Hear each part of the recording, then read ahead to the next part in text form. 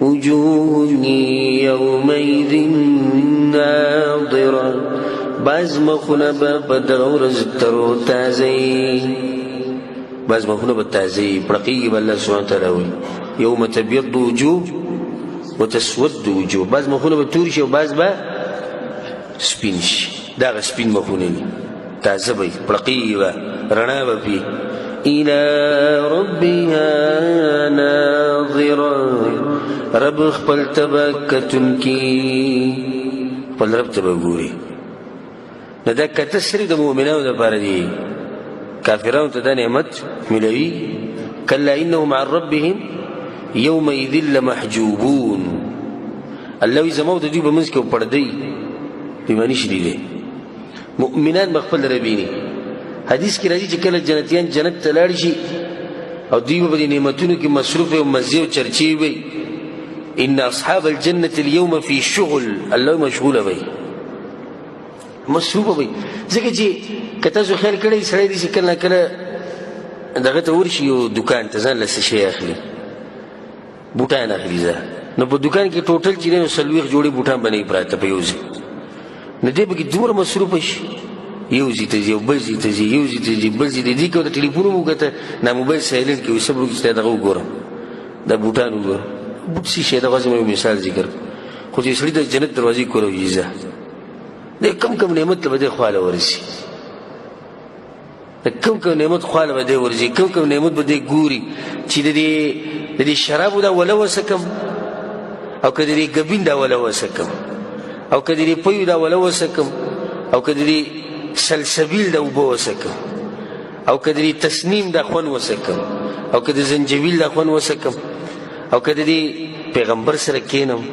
او که د نورو پیغمبرانو سره کینم د صحابو سره کینم د دې حورو سره ګپ شپ ولګوم په اوچتو پالنګونو کینم دا میوې ځان له راوشي کوم کم نعمت پسې به دې منډې وایي دوی مصروف وي سخت په دغه ټیم کې ورته یو آواز وشي یا اهل الجنه ای جنتیانو ان لکم عند الله موعدا الله تاسو سره لوز کړه تريدون شيئا ازيدكم الله به دوی چې شی په کار دي درکم در نور دوی وایي چې الم تبيض وجوهنا یا الله مخونه در لسپین کو الم تدخلنا الجنه من دي جنت تداخل کو وتنجنا من النار جهنم نه بچ کو دا بل شي ته موږ لراکه نو حدیث کې راځي چې فيكشف الحجاب الله سبحانه وتعالى به خپل مخ مبارکنا د حجاب پرده لري کی فما اعطوا شيئا احب اليهم من النظر الى ربهم بس د جنتیانو رسول الله جنتیانو به اوچت نعمت دغه خپل رب ته وګوري دیو به سجده کې پریوځي به سجده کې وګد سجده کې به پراتین الله سبحانه وتعالى بوته आवाज کی وي د بندګۍ وخت نه دی عبادتونه ختم شي دي پاسه عبادتونه تاسو په دنیا کې لکړي دا هغه چې پر دنیا کې عبادتونه کړي وي عبادتونه ختم شي نه چې سړي په دنیا کې عبادتونه ختم کړي دي د آخرت کې سکه دا هغه انسان دی وعبد ربک حتى ياتيك اليقين عبادت رقم وخت پوری کړي مرګ پر الله ته نور نشته بس سجدې سره بار لګوي سرونه اوچت دوی رب العالمین ته ګوري حدیث کې راځي رسول الله صلی الله علیه وسلم وایي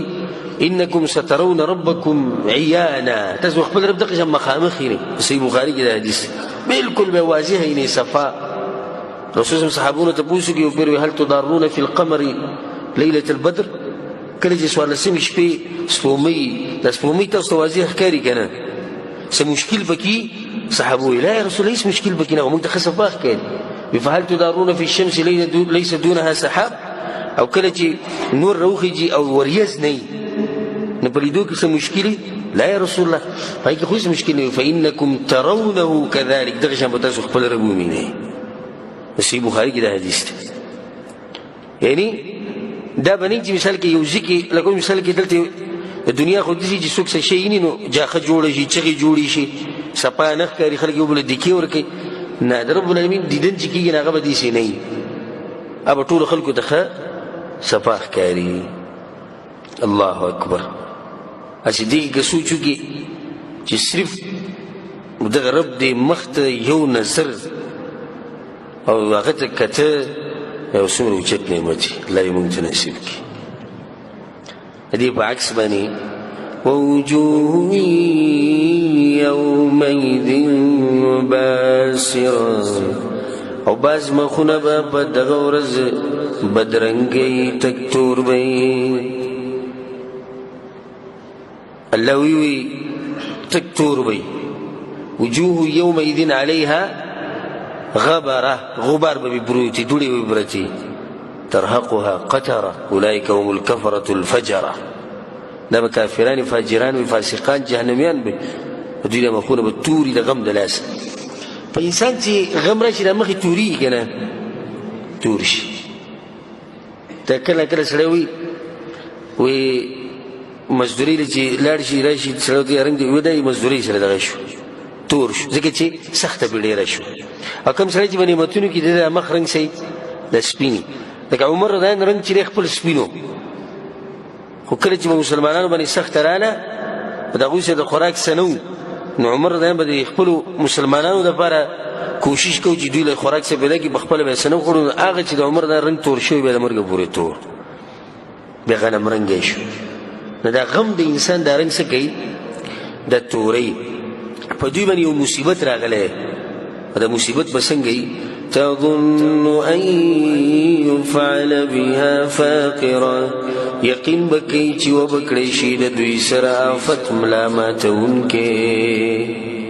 په دوی خو داسې مصیبت راغلی لکه ملا ماتونکې ملا ولا ماته کړه اوس دم داسې ملا ماته شو چې سړی جهنم طرف ته روان شي نور په ملا به څه ماتي په دې ملا ماتي